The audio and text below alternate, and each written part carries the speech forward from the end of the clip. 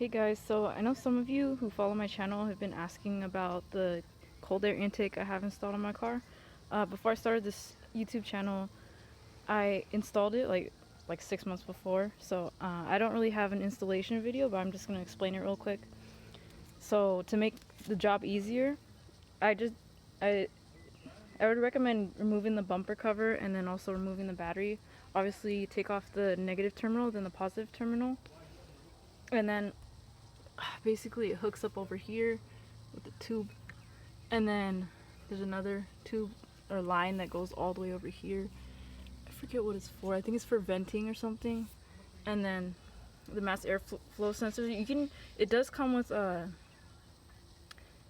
screws, the DC Sports intake, but I just use the original screws from the original intake. And then the tubing wraps around the brake fluid reservoir here, and then it goes all the way down over to here, and then it mounts between like the bumper reinforcement and the radiator. And this is where the filter goes. It's really tight.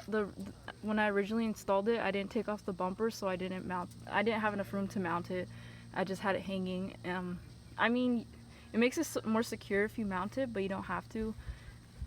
But just so it's not banging around if you're like at high speeds and things like that, or going off the path. But yeah, that's how it's all set up. If you found this video helpful, make sure to give it a thumbs up and make sure to subscribe to my channel for more videos.